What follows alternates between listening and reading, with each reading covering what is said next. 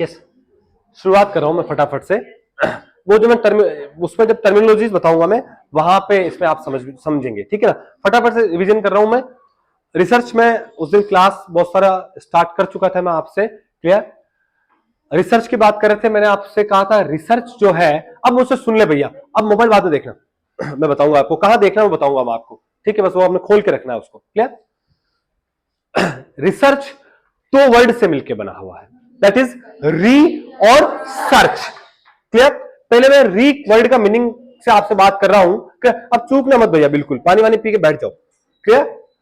री it means once again, once again, या कोई न्यू या फ्रेश, दोनों वर्ड है यहां। री का मतलब, री का मतलब क्या है, कोई वंस अगेन या कोई न्यू या फ्रेश, क्लियर। और सर्च का मतलब है जनरली टू फाइंड आउट।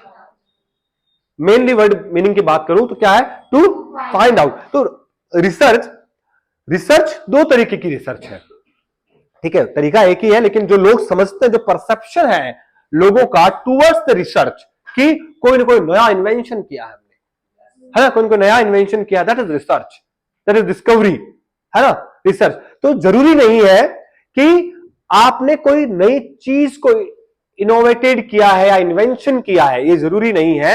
आप न्यू इन्वेंशन कर सकते हैं, इसलिए मैंने दो वर्ड यूज किया कि कोई नया न्यू या कोई फ्रेश आप इन्वेंशन कर सकते हैं, कुछ नई चीज को आइडेंटिफाई कर सकते हैं, या आप ऑलरेडी कोई चीज हुई है, ठीक है, उसको क्या कर सकते हैं, मॉडिफाइड कर सकते हैं। हो सकता हो कि इसके अंदर उसमें कुछ चेंजेस की नीड हो सकता हो उसके अंदर कुछ चेंजेस की नीड हो। सपोज एक एग्जांपल देता हूं मैं आपको, कि हम जनरली जो टीचिंग करते हैं, जो हम टीचिंग करते हैं, आपने देखा होगा पहले हम चौक एंड बोर्ड से पढ़ाते थे, मैं शुरू से उसी से पढ़ाता हूं अभी तक भी, क्लियर।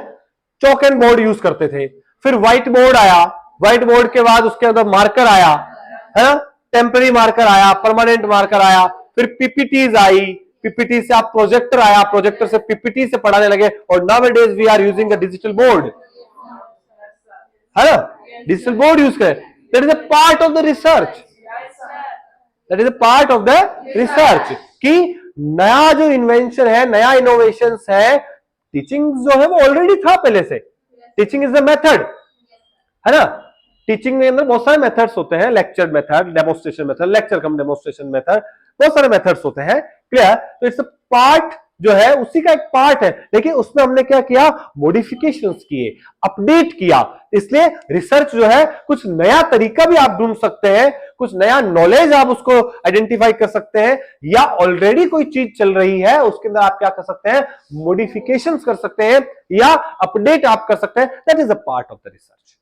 समझ में आई कहानी। इस कंसेप्ट को दिमाग में रख के चलना, ठीक है, कि हम कोई पुराना हुआ है उसको नया आइडेंटिफाई कर रहे हैं, या कोई कोई चीज नई को हम क्या कर रहे हैं, उसको ट्राई कर रहे हैं, मॉडिफाई करने की कोशिश कर रहे हैं, नया कुछ खोजने की। यहां तक कहानी समझ में आ रही है? फटाफट ले चलता हूं मैं आपको।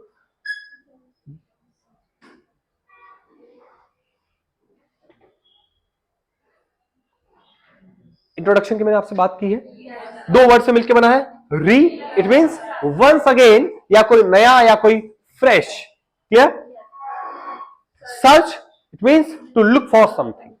डेफिनेशन बहुत सारी चीजें हैं, कंसेप्ट समझना है, ठीक है, चीज क्या है, क्लियर। बाकी डेफिनेशन ये सब आपके पढ़ने का विषय है, ये मुझे समझाने का विषय नहीं है ना, क्लियर। सेम एज डेफिनेशन है, एक आईसीएन की दी हुई डेफिनेशन है, क्लियर।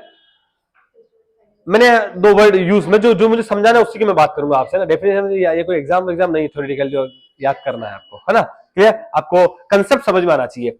मैंने कहा कि एक सिस्टमैटिक और एक साइंटिफिक प्रोसेस है, क्लियर।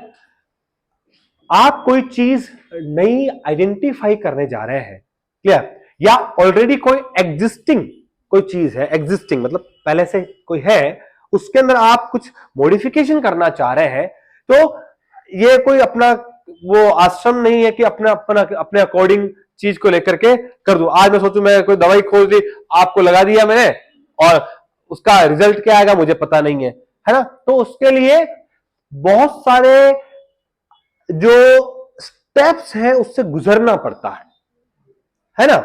ऐसा नहीं है कि मैंने आज कोई भी चीज बनाई और आप पे लगा दी, ठीक है, चाहे आप जिए मरे, पॉजिटिव आउटपुट निकला या नेगेटिव आउटपुट निकला, जो भी निकला, समझ में आ रही है कहानी, ठीक है।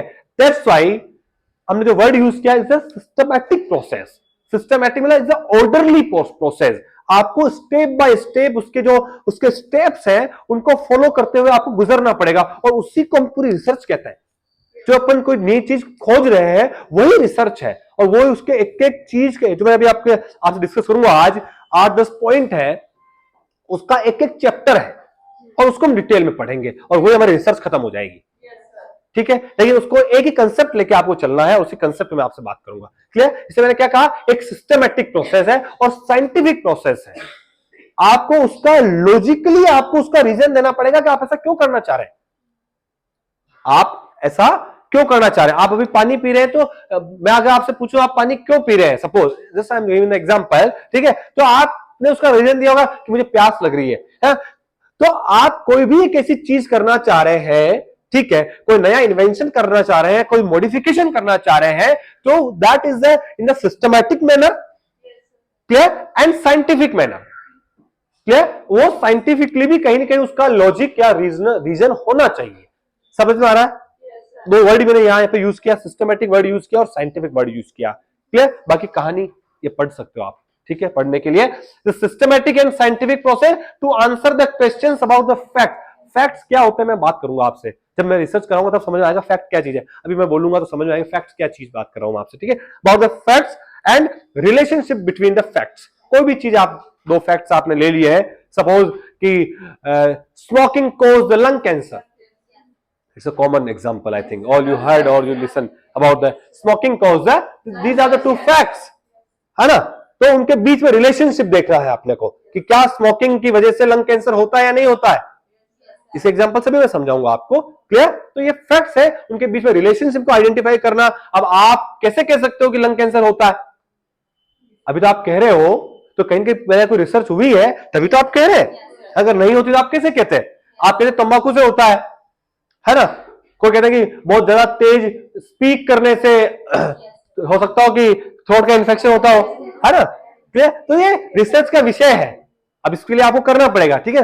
ऐसा एक एग्जांपल लेके चलूंगा, सब रजिस्टर लाए हैं, हम एक रिसर्च करेंगे तभी आपको समझ में आएगा। इसका मीनिंग समझ में आ रहा है डेफिनेशन का, या सिस्टमैटिक है, साइंटिफिक प्रोसेस है, और आंसर जनरली सर्च करते हैं अनआंसर्ड क्वेश्चंस के लिए, और उनके बीच में रिलेशनशिप को हम क्या करते हैं, जनरली आइडेंटिफाई करते हैं उनके बीच में क्या रिलेशनशिप है किसी भी फैक्ट्स के बारे में।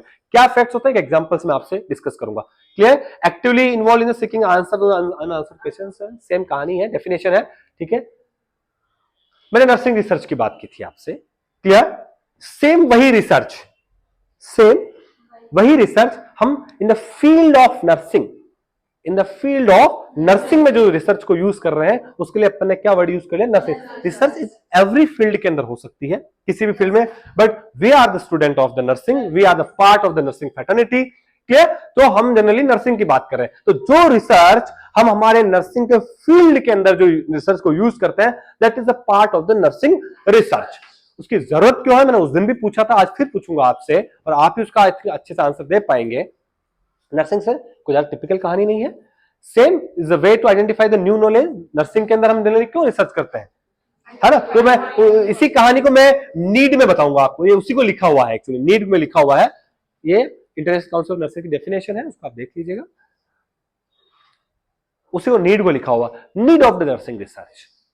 नर्सिंग के फील्ड में रिसर्च की क्या जरूरत लगती है आप लोगों को। उस दिन में मैंने बहुत सारा डिस्कस किया, लोगों ने अच्छा आंसर भी दिए थे उस टाइम, है ना, वो समझ में आई थे कंसेप्ट, लेकिन वो क्या गेप बहुत हो जाता ना, इसलिए मुझे थोड़ा सा वो 1 घंटा रिकॉल करने में लगता है। क्या तो नीड ऑफ नर्सिंग रिसर्च है, वो क्या है, ठीक है। एक एक मैं बात कर लेता हूं आपसे। नर्सिंग के अंदर नॉलेज को मॉडिफाई करने के लिए, अपडेट करने के लिए, या नॉलेज को इंप्रूव करने के लिए। नॉलेज को इंप्रूव करने के लिए चाहिए, किसी भी फील्ड में चाहिए, नर्सिंग हो चाहे किसी भी फील्ड में हो, रिसर्च होती रहेगी, तो एटलीस्ट नॉलेज को हम क्या करेंगे, इंप्रूव करेंगे, ठीक है। प्रैक्टिस को इंप्रूव करने के लिए भी चाहिए कि क्या हम प्रैक्टिस जो कर रहे हैं, क्लियर, वो हम लॉजिकल या इथिकल प्रैक्टिस कर रहे हैं कि नहीं कर रहे हैं, clear. Suppose IM injection, example, हम IM इंजेक्शन लगा रहे हैं या IV कैनुलेशन लगा रहे हैं, IM इंजेक्शन लगा रहे हैं, बहुत सारे क्या है खोला, शक लगा दिया, ना स्पीड से साफ किया, ना कुछ यूज किया। और बहुत सारे गवर्नमेंट हॉस्पिटल में देखा मैंने, भीड़ पड़ रही होती, भीड़ आया लेटा गया, ये आया लेटा गया, ये आया लेटा गया, माल प्रैक्टिस। हाँ, अरे लोग पेंट के ऊपर से लगा देते हैं, है ना, इतना टाइम नहीं होता है उनको, ऐसे ही लगा देते हैं। क्लियर? तो the part of the mall practice. Clear? तो आप जो भी प्रैक्टिस कर रहे हैं, आईवी कैनुलेशन है, ठीक है, तो सबके पार्ट होते हैं। ठीक है, आप आईवी कैनुलेशन करने जा रहे हैं सपोज, क्लियर, आपने आईवी कैनुलेशन की, आपने ट्रे प्रिपेयर किया कि नहीं किया, उसके अंदर टॉर्निकेट रखा है कि नहीं रखा, आपने आईवी कैनुलेशन रखा कि नहीं रखा, उसको एडेसिव चिपकाने के लिए माइक्रोपोर, डायनाप्लास्ट, पेगाडर्म जो भी है आपने उसके लिए रखा कि नहीं रखा। क्लियर? तो आपने फिर जब उसके पास गए तो आपने उसको काउंसिल किया कि नहीं किया, आपने प्रोसीजर को एक्सप्लेन किया या नहीं किया, ठीक है, उसको प्रॉपर पोजीशनिंग दी या नहीं दी, ठीक है, जो भी आपने सबसे पहले कौन सा हैंड यूज किया, लेफ्ट हैंड यूज किया, डोमिनेंट या नॉन डोमिनेंट हैंड यूज किया, उसके अंदर आपने फोर आर्म यूज किया, अपर आर्म यूज किया, आपने फोर आर्म यूज किया, उसका क्या रीजन है आपका, जैसे एज स्प्लिंट वर्क करता है, इसलिए हम जनरली इसको प्रेफर करते हैं। तो दैट्स द प्रोटोकॉल। क्लियर? आपने टोर्निकेट है वो कितना 5 से 15 सेंटीमीटर आपने जो आपकी साइड है उससे ऊपर बांधा कि नहीं बांधा, उससे पहले जो आपकी स्किन इंटैक्ट है उसको आपने स्प्रीट से या जो आपका आइसोप्रोपाइल अल्कोहल है या जो भी हैंड रब यूज करते हैं उससे आपने उसको क्लीन किया या नहीं किया। क्लियर? तो ये सारे स्टेप्स है। क्लियर? तो आप उसको फॉलो कर रहे हैं कि नहीं कर रहे हैं। तो जब रिसर्च होगी, क्लियर, तो उससे ही पता चलेगा कि आपकी जो प्रैक्टिस है उसमें इंप्रूव है या नहीं है। ठीक है, प्रैक्टिस इंप्रूव होगी, नॉलेज इंप्रूव होगा। और एक और वर्ड जो आपको हमेशा याद रखना, इसका मैं यूज कर रहा हूं, that is evidence based practice. Evidence based practice, बिना सबूत के कोई प्रैक्टिस नहीं होती है। जब हमारी जो नर्सिंग है, nurse in the sense care, word meaning जो हम देखते हैं जनरली केयर करने के लिए। फ्लोरेंस नाइटिंगेल ने जब इसकी शुरुआत की थी तो Florence Nightingale was not the professional nurse, है ना, कहीं से कोई इंस्टीट्यूट, एक तो था प्रोफेशन, एक ऑक्यूपेशन, है ना, किसी आप इंस्टीट्यूट से कोई डिग्री डिप्लोमा कोई लेकर के आ रहे, दैट यू आर प्रोफेशनल, है ना। ऑक्यूपेशन का कोई जनरली कोई डिग्री डिप्लोमा होता नहीं है। क्लियर? तो जो फ्लोरेंस नाइटिंगेल थी वो, उन्होंने नर्सिंग का लाइक वही है ना, नर्सिंग जो है स्टार्ट उन्हीं से हुआ, फ्लोरेंस नाइटिंगेल से। Clear? But she was not the professional nurse, professional nurse नहीं थी। क्लियर? तो बहुत सारी चीजें जो थी वो कोई एविडेंस बेस्ड नहीं यूज कर रहे थे हम, है ना, we are just following, we are just following. Clear? लेकिन उनके पीछे कोई एविडेंस नहीं है। और वो एविडेंस कब आएगा? जब आप रिसर्च में उतरेंगे, जब आप रिसर्च करेंगे उसके रिगार्डिंग कि what is the wrong, what is the right, तभी आप क्या कह पाएंगे कि ये एविडेंस बेस्ड प्रूव्ड है कि आपको थर्मामीटर जो है वो आपको 2 मिनट्स तक रखना है। अगर मर्करी थर्मामीटर यूज करें, सब एग्जांपल दे रहा हूं मैं आपको, ठीक है, या डिजिटल थर्मामीटर जो तब तक वो आवाज नहीं करता था, वो बीप की आवाज नहीं करता था, रखना है आपको। ठीक है, आपको कोल्ड स्पंजिंग का टेम्परेचर इतना रखना है, आपको टेपिड स्पंजिंग का टेम्परेचर इतना रखना है, समझ रहे आपको। तो ये सब किससे हुआ है? रिसर्च से हुआ है। समझ में आ रही है आपको बात? तो एविडेंस बेस्ड जो नर्सिंग है वो ये चीज मैं क्या करूं, मैं अभी बहुत सारे पॉइंट्स बताऊंगा और बहुत सारे पॉइंट्स नहीं बताऊंगा। एग्जाम के अंदर कुछ भी पॉइंट्स आ सकता है, आपका कंसेप्ट क्लियर होना बहुत जरूरी है। मैंने 99% देखा, जो कभी अपन लाइन पढ़ के जाते हैं ऐसे क्वेश्चंस में, सपोज कैरेक्टरिस्टिक्स पूछ लिया, नीड पूछ लिया, मैं 10 पॉइंट बता दूंगा, 20 पॉइंट बता दूंगा, वो उसमें अलग ही लाइन लिखी हुई आएगी, है ना। आप सर नहीं तो पढ़ाया नहीं, समझ रहे, तो उसका कोई पार नहीं है। समझ रहे, आपको कंसेप्ट क्लियर होना चाहिए कि रिसर्च क्या है और उसकी नर्सिंग के अंदर नीड क्यों है। क्लियर? वो चीजें समझ जाओगे और उस क्वेश्चंस को पढ़ना सीख जाओगे, उसके आंसर को, उसके ऑप्शंस को, तो आप उसको आंसर को सोल्व कर लेंगे। क्लियर? समझ में आ रही है कहानी? ठीक है, फटाफट ले चलता हूं, टर्मिनोलॉजी से रिसर्च समझेंगे अपन। थ्योरेटिकल पार्ट, क्लियर, डेवलप करना, कोई रिफाइन करना, या कोई साइंटिफिक बेस का जो नॉलेज है उसको आप एक्सटेंड करने के लिए यूज करते हैं। Clear? Enhance the body of professional knowledge, उनको एनहांस करने के लिए, बढ़ाने के लिए, इंक्रीज करने के लिए। Clear? Provide the foundation for the evidence based nursing practice, that is very very important, evidence based nursing practice. Clear? Help in the expansion, same कहानी, एक्सपांशन इंक्रीज, उसी को लिखा हुआ है। ठीक है, नर्सिंग केयर प्रैक्टिस अपन ने बात कर ली अभी। क्लियर? सेम एक और चीज मैंने इसमें बता देता हूं आपको, कुछ थ्योरीज है नर्सिंग की, थ्योरीज अगर आपने पढ़ी हो, कोई रॉय एडेप्टेशन मॉडल है, होलिस्टिक नर्सिंग की है, कैलिस्ट्रा रॉय की जो थ्योरी है, है ना। फर्स्ट आई थिंक कि इन्वायरमेंटल थ्योरीज है, ऐसे बहुत सारी थ्योरीज है, अगर आपने कहीं वर्ड सुना हो, ऐसे फोर्थ ईयर नर्सिंग मैनेजमेंट में कहीं पढ़ा हो आपने, बहुत सारी नर्सिंग की कुछ थ्योरीज है, क्लियर। तो जनरली उन थ्योरीज में अपडेट कैसे करते हैं कुछ, है ना, और उनको टेस्ट कैसे करते हैं उन थ्योरीज को, कि जो थ्योरी दी हुई है दैट इज करेक्ट और नॉट। मैंने एक थ्योरी बताई थी आपको एग्जांपल के तौर पे, that is Calista Roy, Roy adaptation की थ्योरी दी थी, है ना। थ्योरेटिकल पार्ट बता रहा हूं मैं, थोड़ा सा बोरिंग है, पर आपने अगर पढ़ा हो, रॉय अडेप्टेशन एक मॉडल दिया था। अडेप्टेशन इन द सेंस, मैंने आपको कहा था कि धीरे धीरे, मैंने उस दिन भी एग्जांपल दिया था कि आप किसी भी इन्वायरमेंट में अगर चले जाते हैं, आपको स्टार्टिंग में कुछ देर लगता है कि ऑकवर्ड सा है, पर धीरे धीरे आप क्या कर सकते हैं, उससे आप अडेप्ट हो जाते हैं। सपोज आपको जब पहली बार जब इंजेक्शन लगता है ना, बहुत चुभता है, बहुत पेन करता है। जब रोज इंजेक्शन लगने हैं, सपोज कि यार 10-15 दिन के पहले लगते थे ना डॉग बाइट के 14 इंजेक्शन कंटिन्यू लगते थे, ठीक है। तो हो सकता हो कि पहले इंजेक्शन में बहुत ज्यादा आपको लगा होगा, पहले आदमी डरता है, ठीक है, लेकिन 14 इंजेक्शन जब 14 लगता है ना, तो थोड़ा सा आदमी क्या हो जाता है, उससे अडप्ट, तो पता है कि दर्द होगा थोड़ा सा, ऐसे ही इस तरीके से, है ना। तो क्लियर। तो आप सेम, जैसे मैंने आपको वार्ड का एग्जांपल दिया, आप किसी एक वार्ड में काम कर रहे हैं, क्लियर, अगर कोई हॉस्पिटल में काम कर रहा है कहीं पर भी, या किसी कॉलेज में पढ़ा रहा है कोई, क्लियर, तो थोड़ा सा क्या होता होगा कि फैकल्टी से, स्टूडेंट से सबसे ज्यादा फैमिलियर हो जाता है, क्लियर, तो उससे अडप्ट हो जाता है। वो थोड़ी देर में नए उस जगह को छोड़ के नए किसी कॉलेज या हॉस्पिटल या वार्ड में जाता है, तो थोड़े टाइम पे उसको क्या लगता है, थोड़ा सा एक ऑकवर्ड सा लगता है, यार नए लोग हैं, कैसे चुप चुप के रहता है, लाइक, है ना, थोड़ा सा होता है। लेकिन धीरे धीरे वहां पे क्या हो जाता है, वो अडप्ट हो जाता है। तो धीरे धीरे चीजें क्या हो जाती है, अडप्ट हो जाती है। तो ये एक थ्योरी है, रॉय अडेप्टेशन ने दी थी, जो टर्मिनल इल वाले पेशेंट्स के लिए दी थी, उसमें कैंसर वाले पेशेंट्स में होता है, क्लियर। तो अब इसको आपको प्रूव करना है, मैं एग्जांपल दूंगा रिसर्च में, वो आपकी रिसर्च में फिट बैठती है नहीं बैठती, तो हम उसको थ्योरीज को टेस्ट भी कर सकते हैं और उसमें मॉडिफिकेशन भी कर सकते हैं। कैसे करते हैं वो रिसर्च करेंगे तब समझ में आएगा आपको। अभी थ्योरी है, अभी आधे लोगों को वो ऊपर से जा रहा है, कहानी नहीं आएगी समझ, मुझे पता है वो नहीं आ सकती, जो कहानी, जो चीज नहीं आ सकती वो नहीं आ सकती, मुझे पता है, clear. Accuracy of nursing education के लिए यूज कर रहे हैं, नर्स प्रोफेशन के आइडेंटिटी के लिए, कहानी सारी वही है, प्रोफेशनल नॉलेज, ठीक है, आप समझ रहे हैं। गुड रिसर्च के क्या कैरेक्टरिस्टिक्स हो सकते हैं, आप किसको कहेंगे कि यार जो आप रिसर्च कर रहे हैं ये अच्छी रिसर्च है, क्या हो सकता है आपके अकॉर्डिंग। एक इन्होंने कहा कि ऑर्डरली आपने कोई रिसर्च की है, सिस्टमैटिक तरीके से की है, तो आप कह सकते हैं कि वो रिसर्च अच्छी है, ठीक है, वेरी गुड। जो आपने ऐसा कोई टॉपिक लिया है जो करंट इश्यूज पे थोड़ा सा हो, ठीक है, जिसका कोई कोई सिग्निफिकेंस हो, जिसका कोई बेनिफिट हो, जिसका कोई, जो कोई भी चीज बैन हो गई, इसको यूज नहीं कर रहे हैं अपन, आप उस पर रिसर्च कर रहे हैं, ठीक है, उसका कोई सिग्निफिकेंस नहीं, कोई यूजफुल नहीं है, तो थोड़ा सा करंट इश्यूज पे हो, और पब्लिक के लिए जनरली उसका कोई कहीं ना कहीं कोई सिग्निफिकेंस हो, कि वो इंपॉर्टेंस हो उसके रिगार्डिंग, ऐसे इश्यूज पे आपको जनरली क्या होनी चाहिए, रिसर्च होनी चाहिए, क्या कोई क्लियरली आपका पर्पज होना चाहिए उस रिसर्च का, जो भी आप रिसर्च कर रहे हैं वो कहानी वही है, उनको घुमा फिरा करके अपन ने बताया कि रिसर्चर का इंटरेस्ट भी होना चाहिए उसके अंदर, ठीक है, और एक रिप्रेजेंटेटिव इन्होंने वर्ड यूज किया, ठीक है। चलो मैं एक कहानी को बताता हूं, इस वर्ड को मैं बताऊंगा आपको, है ना, रिप्रेजेंटेटिव सैंपल आगे ही बताऊंगा। ऑर्डरली होनी चाहिए, सिस्टमैटिक होनी चाहिए, ठीक है, ऐसा नहीं कि आपने कुछ काट छाट करके चीजें कर ली, सिस्टमैटिक होनी चाहिए।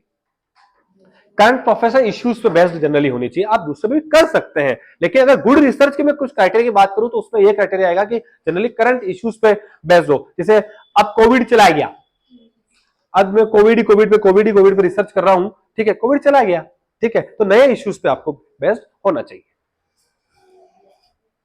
और अगर आप पुराने इश्यूज पे कर रहे हैं तो उसका जस्टिफिकेशन आपको पता होना चाहिए। क्या हो गया यार,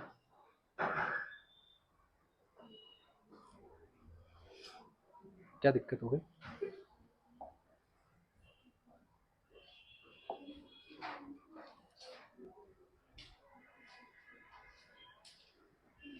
क्लियरली डिफाइंड पर्पज होना चाहिए, कहानी वही है, ठीक है, समझाने वाली कहानी इसके बाद है, कैरेक्टरिस्टिक्स का, है ना। डेवलप रिफाइन सेम कहानी है, टेस्टिंग द थ्योरीज मैंने बताया वही कहानी है, सॉल्यूशन ऑफ द प्रॉब्लम को आइडेंटिफाई कर रहे हैं, और dedicated to the empirical evidence. जो भी आप, बहुत सारे टॉपिक्स ऐसे होते हैं आपके ऑब्जर्वेशन से, आप रूटीन जब प्रैक्टिस करते हैं उस पर आप कोई ऑब्जर्व, मैंने उसका एग्जांपल भी दिया था उस टाइम पे, है ना, टेगा डर्मोडाइनाप्लास्ट, जब मैंने है ना। मेरा एक रूटीन प्रैक्टिस में मुझे इस तरीके से आया था, तो हम उस पर रिसर्च कर रहे हैं अभी। टेगाडर्म और डायनाप्लास्ट क्या होता है बताऊंगा मैं उसकी कहानी को, ठीक है। मतलब कोई भी चीज आप ऑब्जर्व कर रहे हैं, क्लिनिकल प्रैक्टिस कर रहे हैं, आपने कोई ऑब्जर्व किया नहीं है, ऐसी चीज क्यों हो रही है, तो क्या सिग्निफिकेंस है, आप उसके ऊपर रिसर्च कर सकते हैं, ठीक है। या कोई ऑलरेडी एक्सपेरिमेंट कोई हुआ हो तो उससे आप आइडिया ले सकते हैं, ठीक है। और इट्स वेरी इंपॉर्टेंट कि आप जो भी इंफॉर्मेशन कलेक्ट करें वो आपकी फर्स्ट हैंड होनी चाहिए। किसी और ने रिसर्च की है, आप उसका डाटा उठा करके आप अपनी रिसर्च कर रहे हैं, दैट इज नॉट गुड। वो आपकी जो इंफॉर्मेशन है, जो डेटा कलेक्शन है, वो आपका फर्स्ट हैंड होना चाहिए। ये क्या होता है डेटा कलेक्शन, बात करेंगे अभी, थोड़ा सा 2 मिनट यूं समझो, कोई बात नहीं, ऐसे चल रहा है, ठीक है। ऑब्जेक्टिव एंड लॉजिकल प्रोसेस होनी चाहिए। जनरेट फाइंडिंग, कैसे जनरेट करते हैं फाइंडिंग कोई भी बताऊंगा मैं आपको, दिमाग में पॉइंट नोट करते रहोगे। सर आप यहाँ बोला था, आपने कहा मैं बाद में बताऊंगा, ठीक है। वो अपने आप आएगी जब चीजें रिसर्च करेंगे तब, है ना, क्लियर।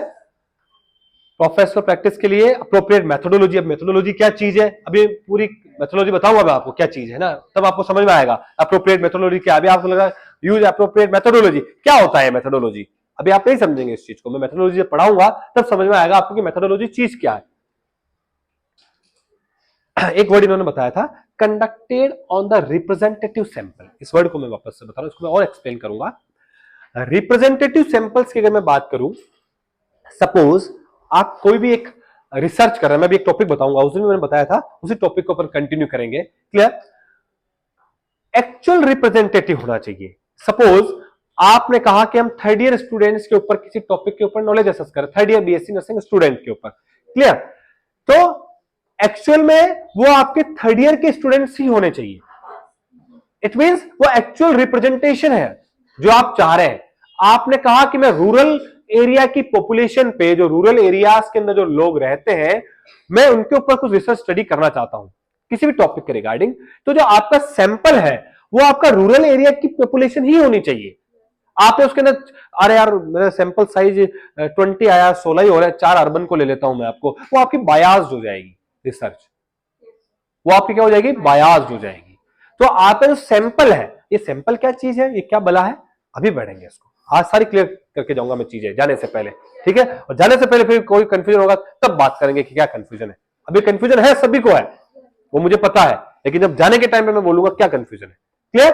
तो जो आपका सैंपल है उसका एक्चुअल रिप्रेजेंटेशन होना चाहिए, है ना, कि जो हम रिसर्च स्टडी कर रहे हैं उससे रिलेटेड वो सैंपल होना चाहिए। मैं अगर रूरल पॉपुलेशन पे कोई मैं रिसर्च स्टडी कर रहा हूं तो मेरे जो सैंपल्स हैं वो रूरल पॉपुलेशन में से होना चाहिए, ना कि अर्बन से होना चाहिए, क्लियर। मैं थर्ड ईयर स्टूडेंट्स की मैं बात कर रहा हूं तो मेरे पास जो सैंपल आने चाहिए वो थर्ड ईयर के स्टूडेंट्स आने चाहिए, ना कि सेकंड ईयर और या ना कि फोर्थ ईयर के।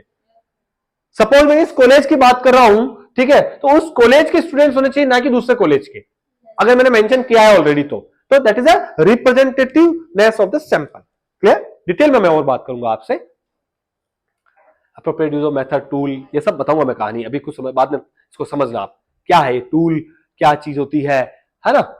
रिलायबल क्या होता है ना, रिलायबल का मतलब क्या होता है, वैलिडिटी का मतलब क्या होता है, अभी आज सारी कहानी क्लियर करके जाएंगे अपन। अब कहानी की शुरुआत करते हैं। अब आपको दिमाग, कान, नाक सब खुला रखना है। अब आप उस रिसर्च को खोलें, कोई भी जो मैं आपसे क्लियर करते जाऊं। अब आपको समझना है रिसर्च की हम शुरुआत अब करने जा रहे हैं, वो तो एक थ्योरेटिकल पार्ट था, कोई भी समझाने से पहले आपको पता होना चाहिए कि रिसर्च क्या है, नर्सिंग की रिसर्च क्या होती है, अच्छी रिसर्च किसको बोल सकते हैं आप, है ना, उससे क्या क्या कैरेक्टरिस्टिक्स होते हैं, वो एक थ्योरेटिकल पार्ट है, वो आपको याद रखना। तो जब ये चीज समझ जाएंगे तो वो अपने आप चीज समझ में आपको आ जाएगी कहानी, ठीक है। कोई भी एक रिसर्च जो आपका मन करे, फर्स्ट भी खोल दो, और हम एक रिसर्च करने जा रहे हैं, हम एक रिसर्च करने जा रहे हैं, वो खोल दो, हम एक रिसर्च करने जा रहे हैं भैया। अपने अपने रजिस्टर में टॉपिक भी कैसे बनाते हैं, प्रॉब्लम स्टेटमेंट, वो सब कुछ समझ में तभी आएगी कहानी आपको। बाकी मैं बकवास करता रहूंगा, आप सुनते रहेंगे, थोड़ी देर लगेगा यार बेकार आदमी ढंग से पढ़ा के नहीं गया, है ना, ये हो जाएगा, कुछ मतलब नहीं निकलेगा उसका, क्लियर। एक रिसर्च, एक सिंपल सा मैं टॉपिक लेना चाह रहा हूं, आप सिंपल सा जो आप समझ पाए। मैंने एक वर्ड यूज किया, ठीक है, उस दिन शायद lesson plan. I think all are very well known about the lesson plan. Lesson plan आपने पढ़ा होगा, आप बनाते हैं कोई भी टॉपिक, आप जब पढ़ाने जाते हैं, अगर कोई टीचिंग में है, ठीक है, तो आप क्या करते हैं, सपोज मैंने कोई bronchitis, I am just given the example, एक ना ब्रोंकाइटिस एक टॉपिक है, क्लियर। तो हम उसका क्या करते हैं, लेसन प्लान बनाते हैं कि ये इंट्रोडक्शन है, ये डेफिनेशन है, कोज है, टाइप्स है, क्लिनिकल मैनिफेस्टेशन है, डायग्नोसिस है, ट्रीटमेंट है। क्लियर? ये मेरे उसका क्या है, कंटेंट है। क्लियर? और हम एक प्लान लेके चलते हैं कि मुझे इसको 30 मिनट्स के अंदर जनरली हमें क्या करना है, इसको कंप्लीट करना है, 45 मिनट्स में कंप्लीट करना है। तो मुझे 2 मिनट इंट्रोडक्शन में देने हैं, 5 मिनट डेफिनेशन में देने हैं, 6 मिनट मुझे कोज बताने में देने हैं, 4 मिनट मुझे टाइप्स बताने में देने हैं। तो हम उसका एक प्लान लेकर के चलना है। और which type of teaching methods you are using, lecture method use कर रहे हैं, lecture cum demonstration method use कर रहे हैं। क्लियर? तो आप कौन सा मेथड यूज कर रहे हो वो बताना पड़ता है। क्लियर? और which type of AV aids, audio visual aids आप क्या यूज कर रहे हैं, चॉक एंड बोर्ड यूज कर रहे हैं, डिजिटल बोर्ड यूज कर रहे हैं, that is the types of the AV aids, है ना। चार्ट यूज कर रहे हैं, पोस्टर यूज कर रहे हैं, है ना। तो it's a part of the AV aids. तो ये हम क्या करते हैं, पूरे कॉलम में बनाते हैं, सीरियल नंबर लिखते हैं, टाइम ड्यूरेशन लिखते हैं, कंटेंट लिखते हैं, टीचिंग मेथड लिखते हैं, एविएट्स लिखते हैं। क्या? तो इस पूरे को क्या बोलते हैं, जनरली लेसन प्लान बोलते हैं। और उसके बाद लास्ट में हम बिब्लियोग्राफी या रेफरेंस लिखते हैं, that having the difference. What is the bibliography? Word बहुत इजी है, बिब्लियोग्राफी और रेफरेंस। पता है किसी को what is the difference between the bibliography and reference?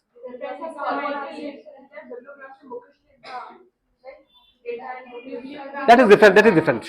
Silent please, silent please. मैं बताऊंगा ये सब, ये बहुत बेसिक है, चीजें बहुत बेसिक है। ऊपर से लगती है कि सब एक जैसी है ना। जब खोलते हैं तो लगता है बहुत डिफरेंस है, बहुत डिफरेंस है ना। हम एक एक चीज को बात करेंगे। इस पर क्वेश्चन आया हुआ है बिब्लियोग्राफी और रेफरेंस पे, कैसे लिखते हैं वो भी बताऊंगा, सारी चीज कहानी में आपके मैं बताऊंगा। क्लियर? प्लीज प्लीज, बात पे बात में यार। मैं आपसे, मैंने अभी मैंने लेसन प्लान बताया, जिसको अगर समझना था लेसन प्लान भी समझ लेता अगर 2 मिनट में, अगर उसका लेसन प्लान क्या चीज होती है। ठीक है, मैंने एक लेसन प्लान तैयार किया। ठीक है, लेसन प्लान, सपोज ब्रोंकाइटिस। ठीक है, आप सभी स्टूडेंट जो है, मेरा एक ग्रुप है, आप सभी क्या करना चाह रहे हैं, एक रिसर्च करना चाह रहे हैं, रिसर्च करना चाह रहे हैं। क्लियर? ठीक है, और आप लोगों ने क्या किया है, सबने मिलकर के एक लेसन प्लान आपने क्या किया है, तैयार किया। लेसन प्लान क्या बला है, बताया मैंने अभी आपको, लेसन प्लान क्या होता है। ठीक है, तो मैं क्या करना चाह रहा हूं कि मैंने जो लेसन प्लान बनाया है, ठीक है, या जो लेसन प्लान तैयार किया है, मैं इसकी इफेक्टिवनेस चेक करना चाह रहा हूं कि जो मैंने जो लेसन प्लान तैयार किया है वो इफेक्टिव है या नहीं है। क्या चेक करना चाह रहा हूं मैं? जहां भी समझ में, अब समझना भाई, अब समझाने का समय है मेरा। ठीक है, कि मैं एक लेसन प्लान की क्या क्या चीज चेक करना चाह रहा हूं, इफेक्टिवनेस चेक करना चाह रहा हूं कि मैंने जो लेसन प्लान तैयार किया बड़ी मेहनत से, ठीक है, उसमें चार्ट बनाए कुछ, वो इफेक्टिव है या नहीं है, ये चीज चेक करना चाह रहा हूं। ठीक है, और मैं जो ये चीज चेक करना चाह रहा हूं, लेसन प्लान की इफेक्टिवनेस, मैं किस टॉपिक पे करना चाह रहा हूं? ब्रोंकाइटिस। अभी मैंने एग्जांपल लिया ब्रोंकाइटिस, एक सिंपल एग्जांपल दे रहा हूं। Bronchitis, I think all you are aware about the bronchitis, word सुना होगा सबने ब्रोंकाइटिस पे। क्लियर? तो मैं उसकी इफेक्टिवनेस जो चेक करूंगा, क्लियर, मैं स्टूडेंट को पढ़ाऊंगा, उसको पढ़ाऊंगा और पढ़ाऊंगा, उसके बाद बच्चे क्या स्कोर करते हैं, नॉलेज करते हैं, उसी से मैं पता कर पाऊंगा कि ये मैंने जो बनाया है वो इफेक्टिव है या नहीं है, तभी कर पाऊंगा ना मैं। भाई ये क्या तरीका है मेरे पास, जो मैंने लेसन प्लान बनाया है वो मैं स्टूडेंट्स को पढ़ाऊंगा लेसन प्लान को, और उसके बाद मैं बच्चों का नॉलेज असेस करूंगा। ठीक है, तो नॉलेज का जो स्कोर आएगा उससे मैं आइडेंटिफाई कर पाएंगे, इतनी सी कहानी है। ठीक है, तो हम जो असेस कर रहे हैं, effective, to assess the effectiveness of lesson plan on knowledge, knowledge assess कर रहे हैं, स्कोरिंग का नॉलेज असेस करेंगे ऑन नॉलेज रिगार्डिंग किस टॉपिक पे? ब्रोंकाइटिस पे, regarding bronchitis. Clear? Among word use किया, 2 वर्ड यूज करते हैं, बिटवीन और अमंग। बिटवीन जब 2 लोगों के बीच की बात करते हैं बिटवीन यूज करते हैं, मोर देन 2 की बात करते हैं अमंग बात करते हैं। Clear? Among the 3rd year BSc nursing students, among the 3rd year BSc nursing students of Saraswati college of nursing Udaipur. मैं मेरे कॉलेज का नाम लिख देता हूं, फिर और किसी का कोई देखेगा तो बायासनेस होगी कोई, है ना, कि हमारे कॉलेज का नाम कहां ले रहे हैं। मैं मेरे कॉलेज का नाम लिख देता हूं, Saraswati college of nursing Udaipur Rajasthan. Clear?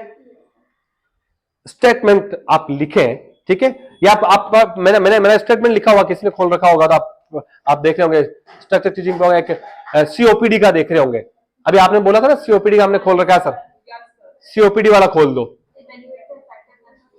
हाँ देखो ये बोल रहे हैं, ठीक है, मैंने जो उसमें स्टेटमेंट लिखा है एक सीओपीडी का, अभी रिसेंटली देखें आप उसमें मिले तो, ठीक है, ये बोल रहे हैं स्टेटमेंट वो लिखे हैं कि इन्होंने लिखा है, मैंने जो उसमें लिखा है कि टू इवेल्युएट द इफेक्टिवनेस, मैंने इवेल्युएट का वर्ड का यूज किया है, ठीक है, या मैं यूज कर रहा हूं असेस वर्ड का यूज कर रहा हूं। ये बहुत इंपॉर्टेंट है भैया, ध्यान से समझना, नींद आएगी जरूर लेकिन त्यागना पड़ेगा आपको, बिल्कुल, बाकी कहानी समझ में आएगी नहीं, जिंदगी भर ऐसे सोचते रहोगे आप, है ना, क्योंकि बहुत टिपिकल सब्जेक्ट मैं पहले ही कह रहा हूं आपको, है ना, समझने में 4-5 साल लग जाते हैं हमें भी। क्लियर, अभी तक समझ में पूरा आया नहीं? हाँ नहीं हमें लग गए, लेकिन हम कोशिश करेंगे आपको 10 से 15 दिन में सिखाने की, है ना, इसलिए हमें लगे 4-5 साल उस चीज को बारीकी से जानने में, लेकिन हम कोशिश करेंगे कि आपको 10 से 15 दिन में समझ में आए।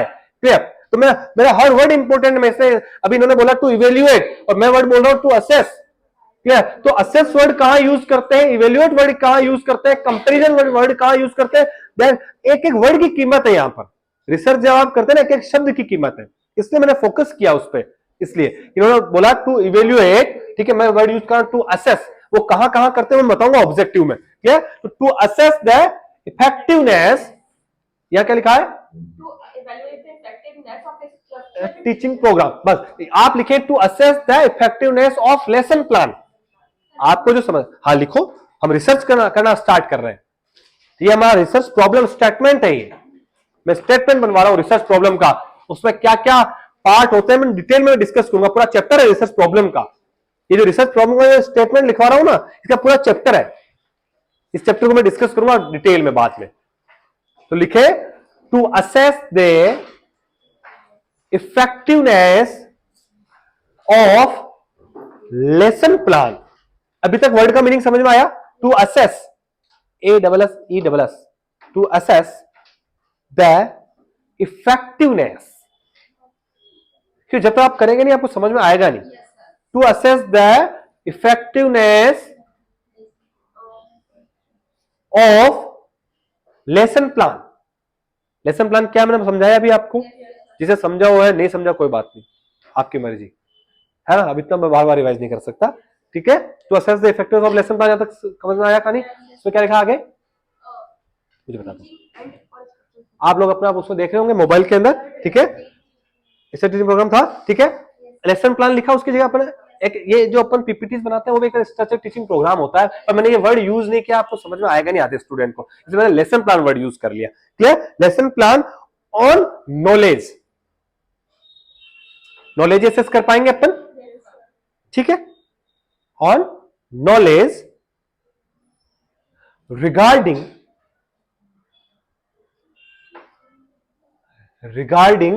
क्या टॉपिक ले रहे थे अपन, ब्रोंकाइटिस, आप कुछ भी ले सकते हैं, मैंने एग्जांपल मेरे मुंह से ब्रोंकाइटिस निकला, मैं ब्रोंकाइटिस बता दिया आपको, ठीक है, ऑन नॉलेज रिगार्डिंग ब्रोंकाइटिस, यहां तक समझ में आया। अमंग अमंग अमंग अमंग समझ में आया, क्यों वर्ड यूज किया अमंग, अमंग अमंग द, या द वर्ड यूज नहीं लिखे तो भी कोई दिक्कत नहीं, among BSc nursing, among BSc nursing third year student, मैंने स्पेसिफाई कर दिया, है ना, कि among BSc nursing third year students 8, कहां के बच्चे हैं वो, 8 Saraswati college of nursing Udaipur Rajasthan.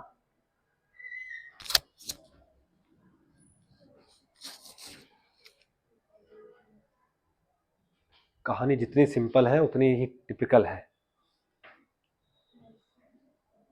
अब लेकिन चूकना मत बिल्कुल भी, है ना, अब आगे का टाइम पूरा इंपॉर्टेंट है। Clear, among the BSc nursing third year students 8 Saraswati college of nursing Udaipur, this is the problem statement, research statement, research title आप ही से मैंने एग्जांपल लिया, आप ही के बीच में उसको रिसर्च कर रहे हैं, ये मेरा स्टूडेंट्स का ग्रुप है, ये सब मिलकर के क्या कर रहा है, रिसर्च कर रहा है, ठीक है, ये असेस करना चाह रहा है, इन्होंने एक लेसन प्लान बनाया है, ठीक है, उसका इफेक्टिवनेस चेक करना चाह रहे हैं कि वो लेसन प्लान जो है वो इफेक्टिव है या नहीं है, नॉलेज चेक करना चाह रहे हैं। और लेसन प्लान किसके रिगार्डिंग बनाया अपन ने, ब्रोंकाइटिस के रिगार्डिंग बनाया है। और किनके ऊपर आप चेक करना चाह रहे हो, बीएससी नर्सिंग थर्ड ईयर के स्टूडेंट्स का नॉलेज चेक करना चाह रहे हो, ठीक है। और वो कहां करके है, वो सेटिंग भी हमने दिया है, प्लेस भी अपन ने दिया। यहां तक कहानी समझ में आ रही है, ठीक है। अब मैं एक एक चीज लेके चलूंगा और इसी रिसर्च को हम आगे बढ़ाएंगे। क्लियर। पहली जो अभी मैं केवल टर्मिनोलॉजी को शॉर्ट में, केवल वर्ड मीनिंग को डिस्कस कर रहा हूं, डिटेल में बाद में डिस्कस करूंगा। इसी टॉपिक को हम रिसर्च बनाएंगे पूरी, ठीक है। पहली वर्ड मैंने उस दिन बताया था आपको इसके बारे में, जो वर्ड यूज किया है that is the abstract. Abstract word use किया है। अगर आपने रिसर्च खोल रखी है, अगर मोबाइल के अंदर रिसर्च खोल रखी है, तो आपने देखा होगा स्टार्टिंग के अंदर क्या है, एब्स्ट्रैक्ट लिखा हुआ है, ठीक है। तो ये एब्स्ट्रैक्ट क्या चीज होती है, इसके बारे में मैं आपसे बात करूं तो एब्स्ट्रैक्ट क्या चीज होती है कि जो भी आपने कोई रिसर्च स्टडी कंडक्ट किया है, ठीक है, जो भी आपने रिसर्च स्टडी कंडक्ट किया है, उस स्टडी में से जो भी यूजफुल पार्ट है या जो भी इंपॉर्टेंट पार्ट है, that part need to be generalized. Generalize word meaning बताया हमने आपको, पहले भी आया था वर्ड मीनिंग क्या, जनरलाइज बना उसको आप लोगों तक पहुंचाना, लाइक पब्लिश करना। ये अभी पब्लिश हो गई है जर्नल्स के अंदर, अब आप उसको देख पा रहे हैं, मतलब मैंने लोगों तक उसको क्या कर दिया, जनरलाइज कर दिया, पहुंचा दिया है, ठीक है। तो आप रिसर्च तो बहुत डिटेल में अपन करते हैं, ठीक है, लेकिन एब्स्ट्रैक्ट आप देख पा रहे हैं, it's depends on the journal कि विच टाइप ऑफ जर्नल, किस टाइप की जर्नल है, वो कितने वर्ड में मांगती है। 150 वर्ड में भी होता है, 200 वर्ड में भी होता है, 250 में भी होता है, 300 वर्ड तक की होता है, ज्यादा इससे जनरली नहीं होता, मैक्सिमम कहीं कहीं 350 वर्ड्स भी हो सकता है। बट इतने से शब्दों में 150 से 300 350 शब्दों के अंदर आपने जो भी रिसर्च किया है उसको एक शॉर्ट फॉर्म में एक प्रेजेंट करना, जिससे यह पता चल जाए कि आपने रिसर्च क्या किया है, क्या एम था, क्या मेथोडोलॉजी यूज की और क्या रिजल्ट निकला और क्या कंक्लूजन निकला। मतलब आपने जो भी इतनी रिसर्च की, इतने एक साल तक बैठ करके, क्लियर, उसको आप 150 से 200 250 300 शब्दों के अंदर एक शॉर्ट फॉर्म में आप उसको एक प्रेजेंट कर पाए कि आपने जो रिसर्च स्टडी किया है, ठीक है, उसमें से आपका इंपॉर्टेंट एस्पेक्ट क्या था जो लोगों के लिए जानना जरूरी है, जो लोगों के लिए जानना जरूरी है। क्लियर। तो आप इस एब्स्ट्रैक्ट को देख पा रहे होंगे अगर, ठीक है, तो आप उसमें देखेंगे कि हमने लिखा है कि रिसर्च का टाइटल तो हम लिखते ही है, उसमें टाइटल जो अभी अपन ने बनाया वो क्या, जनरली हम उसके अंदर उसका कोई एम क्या था, उसका पर्पस क्या था रिसर्च करने का, क्लियर, उसका मेथोडोलॉजी कौन सी यूज की। अभी मेथोडोलॉजी क्या होता है मैं बताऊंगा, आगे आगे समझ में आएगा। क्लियर। आपका रिजल्ट क्या निकल करके आया, कि क्या रिजल्ट रहा आपका, ठीक है, आपका उसका कंक्लूजन क्या रहा कि third year BSc nursing students के अंदर नॉलेज जो है आपके लेसन प्लान से इंप्रूव हुआ या नहीं हुआ, है ना, लेसन प्लान से नॉलेज इंप्रूव हुआ, that is your conclusion. Improve हुआ तो आप इंप्रूव लिख देंगे और नहीं हुआ तो भी लिख देंगे आप। जनरली एक एग्जांपल दे रहा हूं कि मुझे थर्ड, आप लोग जाएंगे अगर इस रिसर्च को करने, ठीक है, तो थर्ड ईयर स्टूडेंट्स का नॉलेज चेक करेंगे, ठीक है, आप गए पहले नॉलेज चेक करने के लिए, ठीक है, आपने कुछ क्वेश्चंस दिए उनको ब्रोंकाइटिस के रिगार्डिंग, तभी तो आप नॉलेज चेक कर पाओगे। ब्रोंकाइटिस के रिगार्डिंग कुछ क्वेश्चंस दोगे स्टूडेंट्स को, वो उसको सोल्व करेंगे, आपके पास आंसर आ जाएंगे। सपोज एक मीन निकालता हूं मैं, एक एग्जांपल लेता हूं, मैंने आपको दिया 10 नंबर का क्वेश्चन ब्रोंकाइटिस पे, आपके पास गया मैं, ठीक है, आपने उसको सोल्व किया, आपके पास आपके 4 नंबर आए, ठीक है, 4 नंबर आए।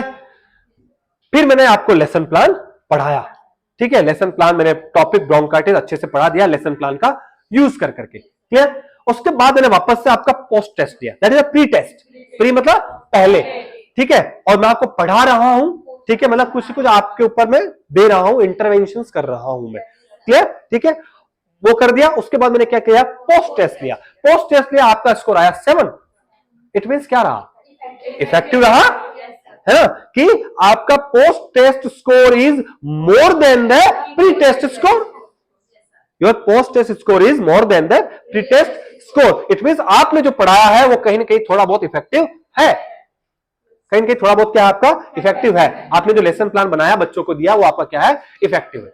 समझ में आ रही कहानी आपको, ठीक है। तो जब मैं इसकी मैं बात करूं तो कंक्लूजन क्या निकला कि आपका लेसन प्लान क्या है भैया, इफेक्टिव है, ठीक है। तो ऐसे कुछ पॉइंट्स, सपोज आपने आपका रिसर्च करने का एम क्या था, ठीक है, आपका पर्पस क्या था, आपने कौन सी मेथोडोलॉजी यूज की, कौन सी डिजाइन यूज की, वो क्या वर्ड होते हैं डिजाइन, अभी आप नहीं समझोगे मैं समझाऊंगा, डिजाइन क्या, रिजल्ट क्या निकल करके आया, कंक्लूजन क्या निकल करके आया, कुछ की वर्ड्स क्या था इंपॉर्टेंट, जैसे नॉलेज है, लेसन प्लान है, ठीक है ना। तो ऐसे कुछ वर्ड्स है जो इंपॉर्टेंट कीवर्ड जो लोगों के लिए जानना जरूरी है, ठीक है। वो जानना क्यों जरूरी होता है इसको मैं आगे बताऊंगा। एक ऑपरेशनल डेफिनेशन और कंसेप्चुअल डेफिनेशन वर्ड आएगा, तब मैं आपको डिफरेंशिएट करूंगा कि क्या डिफरेंस है दोनों में, है ना। तब आपको समझ में आएगा कि कीवर्ड जानना क्यों जरूरी है। क्या नॉलेज तो इससे कॉमन, नॉलेज वर्ड कॉमन है ना। लेसन प्लान एक कॉमन वर्ड है, आना चाहिए। ठीक है, आपकी रिसर्च में आपने उसमें कीवर्ड्स में आप उसमें देखेंगे एब्स्ट्रैक्ट में नीचे कीवर्ड्स लिखे हुए हैं, है ना, जो इंपॉर्टेंट है ना। तो क्यों लिखे मैंने वो उसकी मैं आपसे बात करूंगा। यहां तक समझ में आ रहा है। तो एब्स्ट्रैक्ट क्या चीज है भैया, मैंने आपको कहा कि जो भी आपने रिसर्च किया है उसमें से जो इंपॉर्टेंट पार्ट है जो लोगों के लिए जानना जरूरी है, और जो रिसर्च का आपका इंपॉर्टेंट पार्ट था उसको मिनिमम शब्दों में, सपोज 150 200 250 300 शब्दों में आपने उसको जो पब्लिश किया लोगों तक पहुंचाया है, क्लियर, तो उसी को हम क्या बोलते हैं, एब्स्ट्रैक्ट बोलते हैं। ठीक है, फिर आपको दिमाग में आ रहा होगा यार फिर ये समरी क्या भला है ना।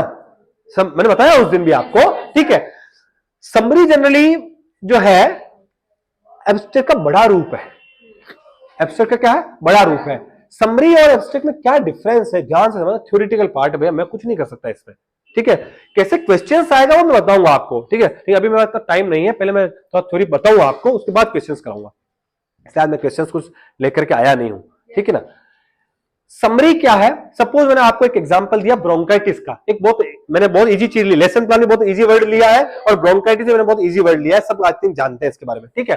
तो मैं समरी की अगर मैं बात करूं, मैंने आपको ब्रोंकाइटिस पढ़ाया कि इंट्रोडक्शन क्या है ब्रोंकाइटिस का, डेफिनेशन क्या है, उसकी इटियोलॉजी या कोज क्या है, क्लिनिकल मैनिफेस्टेशंस या साइन एंड सिम्टम्स क्या है, डायग्नोसिस क्या है, ट्रीटमेंट क्या है, मेडिकल ट्रीटमेंट क्या है, सर्जिकल ट्रीटमेंट क्या है, नर्सिंग ट्रीटमेंट क्या है, मैनेजमेंट क्या है, ये सारा मैंने आपको पढ़ाया डिटेल के अंदर, ठीक है।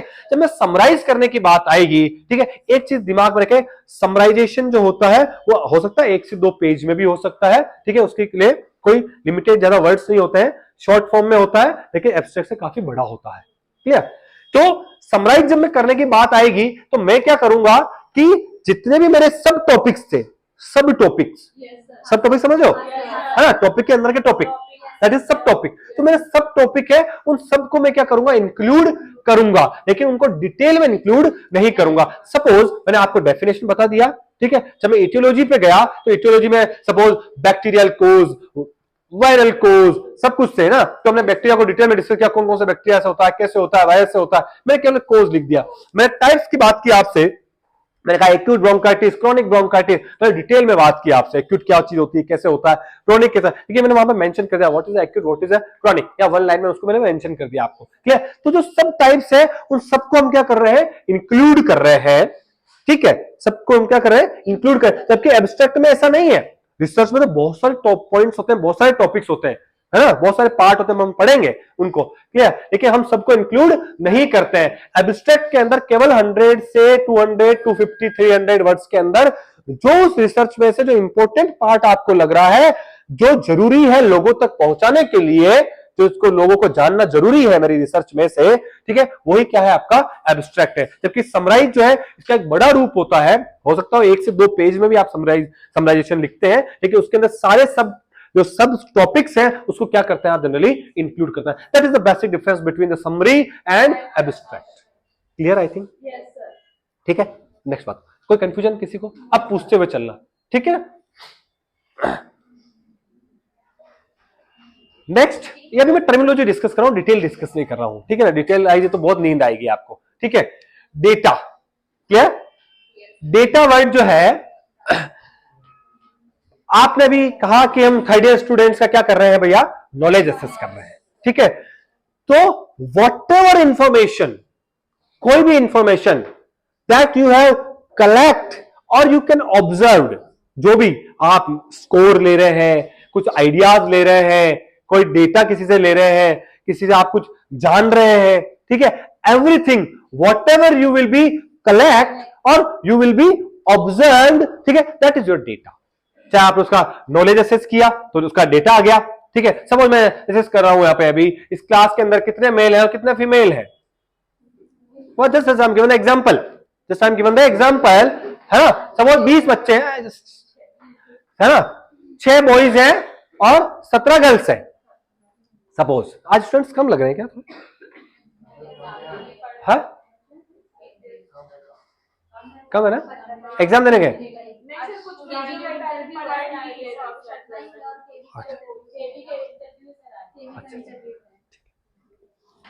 कोई बात नहीं, पढ़ लिया है तो भी थोड़ा बहुत सारी चीज नहीं सीखने को मिलेगी, है ना? कि कहां तक था मैं आपसे, यस, जैसे मैं आप डेटा ले रहा था आपको, है ना, कि मेल कितने हैं और फीमेल कितने हैं, ठीक है? आपने कहा 17 फीमेल है, 6 मेल है, तो ये डेटा मेरे पास आया, दैट इज डेटा। ठीक है, मैंने आपका नॉलेज असेस किया, ठीक है, आपने जो भी स्कोर किया, 10 में से 7 स्कोर आया, इसका 8 आया, 7, ये सारा मेरे पास क्या आया? डेटा आया, ठीक है? मैंने आप सबका क्या किया? टेस्ट लिया, ठीक है? किसी के 4 आए नंबर, किसी के 5 आए, किसी 6 आए, 7 आए, 8 आए, 9 आए, 2 आए, 1 आया, ठीक है? That is data. whatever I am just going for the collecting or whatever I have observed, जो भी मैं ऑब्जर्व कर रहा हूं या जो भी मैं चीज कलेक्ट कर रहा हूं आपसे, दैट इज नंबर्स हो सकता है, कोई फिगर्स हो सकता है, क्लियर? कुछ भी चीज हो सकती है आपको, क्लियर? तो that is your data. In short form में बात करूं आपसे, clear? See unit of information और any statistics, facts, figure, several natural evidences और knowledge collected during course of the study, collected during the course of the study or observed during the course of the study, whatever thing, that is your data। clear है? next, अच्छा ये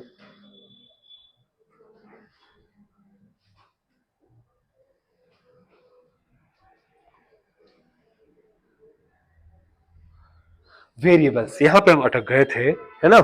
ये important बात, इसे आज को खत्म करके जाएंगे चाहे कितना भी टाइम हो जाए, है ना? नहीं तो क्या, क्योंकि रिसर्च ऐसी है कि ये लीनियर प्रोसेस है, लीनियर, है ना? एक बीच में भी ब्रेक हो ना, नजर हटी, दुर्घटना घटी। मैंने कहा था वेरिएबल्स वर्ड यूज किया है। वेरिएबल्स का मतलब क्या है? वेरी, वेरी का मतलब होता है चेंज, एनीथिंग, एनी कैरेक्टरिस्टिक्स, और जो भी आपकी रिसर्च स्टडी के अंदर जो भी आप नॉलेज में आप अभी आपने यूज किया, ठीक है? अभी आप जैसे कि लेसन प्लान है, लेसन प्लान पे हम उसकी इफेक्टिवनेस चेक करें तो क्या लेसन प्लान को हम चेंज कर सकते हैं? नहीं कर सकते? कर सकते हैं, है ना? उसको अच्छा बना सकते हैं, उसको बॉर्डर लाइन बना सकते हैं, ठीक है? उसका टाइम ड्यूरेशन बढ़ा सकते हैं, उसके अंदर एविएट से हम दूसरी चीज चेंज कर सकते हैं। तो anything, any characteristics that can be very, जिसको हम क्या कर सकते हैं? चेंज कर सकते हैं, मैनिपुलेट कर सकते हैं, उसको वेरी कर सकते हैं। वेरी का मतलब क्या होता है? चेंज करना। उसी को हम क्या बोलते हैं? वेरिएबल्स बोलते हैं। रिसर्च स्टडी के अंदर ऐसी कोई भी चीज, चाहे वो क्वांटिटीज की बात करूं, चाहे क्वालिटीज की बात करूं, चाहे कोई कैरेक्टरिस्टिक्स की बात करूं, चाहे, है ना, तो वो क्या है? आपका क्या है भैया? वेरिएबल है, ठीक है? इसके टाइप्स होते हैं, तब आपको समझ में आएगा कि क्या होता है वेरिएबल। क्लियर? एक एक चीज की मैं आपसे बात करता हूं, अब समझना। फर्स्ट वन जो होता है, variables have many types. Clear? Variable word का मीनिंग समझ में आया? दैट कैन बी वेरी, नाम से ही क्लियर है, जिसको हम चेंज कर सकते हैं वो क्या है? हमारा वेरिएबल है, ठीक है? आपके इस रिसर्च से भी समझाऊंगा और मैं मेरे अपने एग्जांपल से भी समझाऊंगा। तो वर्ड यहां पे मैं यूज कर रहा हूं, पहले मैं बेसिक एग्जांपल से समझाता हूं आपको, तो उससे आप चीज समझ में आएगी कहानी, ठीक है? एक होता है डिपेंडेंट वेरिएबल, एक होता है इंडिपेंडेंट वेरिएबल, ठीक है? एक एग्जांपल दे, कॉमन जो सभी देते हुए आ रहे हैं, हम भी उसी को दे देते हैं, ठीक है? कि smoking cause the lung cancer, या tobacco cause the lung cancer, ठीक है? यार आवाज बहुत कर रहे हो यार। तो जो लंग कैंसर है, ठीक है, जो लंग्स का कैंसर है, वो किसके ऊपर डिपेंडेंट है? टोबैको स्मोकिंग के ऊपर डिपेंडेंट है। अगर आप टोबैको या स्मोकिंग बंद कर देंगे, हो सकता हो लंग कैंसर भी नहीं हो, अगर उसका कोई सिग्निफिकेंस है तो, ठीक है? तो इट मीन जो लंग्स का कैंसर है वो किसके ऊपर डिपेंडेंट है? आपका स्मोकिंग या टोबैको के ऊपर। यहां पे दो वेरिएबल है, हम हमारी एक रिसर्च स्टडी कर रहे हैं, ठीक है, कि हम उसको आइडेंटिफाई कर रहे हैं कि स्मोकिंग या टोबैको से लंग कैंसर होता है या नहीं होता है।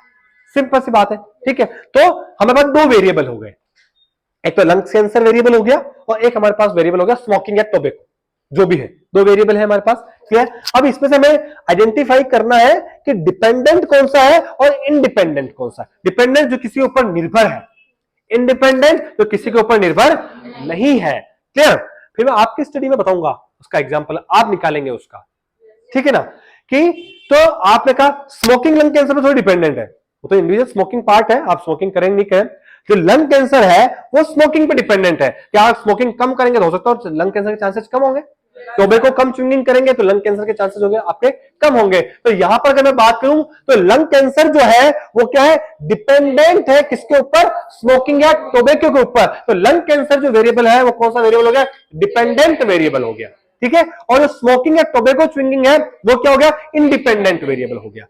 आप जो रिसर्च स्टडी कर रहे हैं कि आप क्या कर रहे हैं, नॉलेज असेस कर रहे हैं, है ना, नॉलेज असेस कर रहे हैं, ठीक है। नॉलेज किसका असेस कर रहे हैं, हाँ, थर्ड ईयर स्टूडेंट्स की, वो तो आपका पार्ट किसके अंदर है, सेटिंग और वो पॉपुलेशन है आपकी, क्लियर। किस चीज का नॉलेज असेस कर, लेसन प्लान की इफेक्टिवनेस चेक करें ना, नॉलेज है ना, क्लियर। तो आपका दो वेरिएबल हो गए, एक तो नॉलेज स्टूडेंट्स का और एक है आपका लेसन प्लान। दो वेरिएबल मैंने आपको यहां पे दिए, तो है आपका नॉलेज स्टूडेंट्स का, ठीक है, और एक है आपका लेसन प्लान। अब आप मुझे बताएं कि इसमें से कौन सा डिपेंडेंट है और कौन सा इंडिपेंडेंट है। मैंने दो वेरिएबल दिया आपको, देखो वापस मैंने कहा कान नाक सब खुले रखना, ठीक है ना, हाँ, कि मैंने एक एग्जांपल दिया आपको पहले, दो वेरिएबल की मैं आपसे यहां पर डिस्कस करने जा रहा हूं, एक होता है डिपेंडेंट और एक होता है इंडिपेंडेंट, ठीक है। ये वर्ड मीनिंग से क्लियर है कि डिपेंडेंट मतलब वो किसी पे ऊपर क्या है, निर्भर है, और इंडिपेंडेंट का मतलब वो किसी के ऊपर निर्भर नहीं है, ठीक है। जनरल रिसर्च स्टडी में दो या दो से ज्यादा वेरिएबल भी होते हैं। तो मैंने एक छोटा सा आपको एग्जांपल दिया था कॉमन सा, कि स्मोकिंग या tobacco causes the lungs cancer, ठीक है। तो लंग्स कैंसर जो है वो किसके ऊपर डिपेंडेंट था, स्मोकिंग के ऊपर। ऑब्वियसली आप स्मोकिंग कम करेंगे या टोबैको च्युइंग कम करेंगे तो लंग कैंसर कम होगा, तो है ना, मतलब आप उसको मैनिपुलेट कर सकते हैं इंडिपेंडेंट वेरिएबल को। तो स्मोकिंग क्या, सॉरी, लंग कैंसर क्या होगा, डिपेंडेंट वेरिएबल, और वो किस पे डिपेंडेंट था, स्मोकिंग या टोबैको पे था, ठीक है। तो दो वेरिएबल, एक डिपेंडेंट एक इंडिपेंडेंट। तो मैं आपकी रिसर्च स्टडी में से एग्जांपल ले रहा हूं, जो हम रिसर्च स्टडी करने वाले हैं। आपने लिखा था स्टेटमेंट कि नॉलेज स्कोर आप चेक करेंगे, है ना, लेसन प्लान की इफेक्टिवनेस को देखने के लिए, क्लियर। किसमें करेंगे वो सब कहानी अलग है। तो दो वेरिएबल मैंने आपको दिए, एक तो दिया मैंने नॉलेज स्टूडेंट्स का, जो BSc nursing third year student का नॉलेज, ठीक है, और एक है आपका लेसन प्लान, ठीक है। तो नॉलेज जो है दो दे रहा हूं सर, नॉलेज और लेसन प्लान, नॉलेज और लेसन प्लान। अब इसमें से आप मुझे बताएं कि डिपेंडेंट वेरिएबल कौन सा है और इंडिपेंडेंट वेरिएबल, थोड़ा सोचे, थोड़ा सोचे, कंफ्यूजन होगा, सोचे।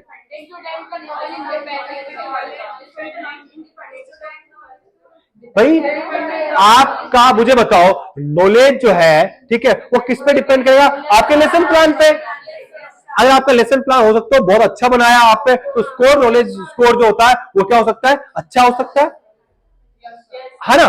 तो नॉलेज जो है स्टूडेंट का वो किस पे डिपेंड कर रहा है, लेसन प्लान के ऊपर, वो लेसन प्लान के ऊपर डिपेंड कर रहा है ना। लेसन प्लान अगर अच्छा होगा तो हो सकता है आपका नॉलेज अच्छा हो सकता है, लेसन प्लान अगर आपने अच्छा नहीं बनाया तो हो सकता है नॉलेज स्कोर भी क्या हो सकता है, आपका पुअर हो सकता है। तो नॉलेज स्कोर या नॉलेज जो है वो डिपेंडेंट वेरिएबल है, और वो किसके ऊपर डिपेंडेंट है, आपका लेसन प्लान के ऊपर। ऐसे कई एग्जांपल्स आप ले सकते हैं, लेकिन वर्ड मीनिंग को आपको समझना है। समझ में आई कहानी, डिपेंडेंट और इंडिपेंडेंट। इससे जब बहुत सारे एग्जांपल्स आएंगे तब आपको समझ में आएगा कि कौन सा वेरिएबल क्या है, किसके ऊपर डिपेंडेंट है। समझ में आई कहानी। आप ही का एग्जांपल लिया था, और कोई भी एग्जांपल ले लूं, किसी भी चीज का कोई रिलेशन आप बता देंगे, या आगे आगे और एग्जांपल आएंगे तब आप समझेंगे। दो वेरिएबल की मैं बात करूं भैया, वेरिएबल क्या होता है, फिर आप याद रखेंगे कि एनीथिंग, एनी पर्सन्स कैरेक्टरिस्टिक्स, जो भी आपकी रिसर्च स्टडी के अंदर है, दैट कैन बी वेरी, जिसको आप क्या कर सकते हैं, चेंज कर सकते हैं, दैट इज योर वेरिएबल। एक कॉमन एग्जांपल मैंने लिया था कि स्मोकिंग और tobacco causes the lungs cancer, clear. तो वो जो लंग्स कैंसर है वो किसके ऊपर डिपेंडेंट था, आपका स्मोकिंग और टोबैको के ऊपर, ठीक है।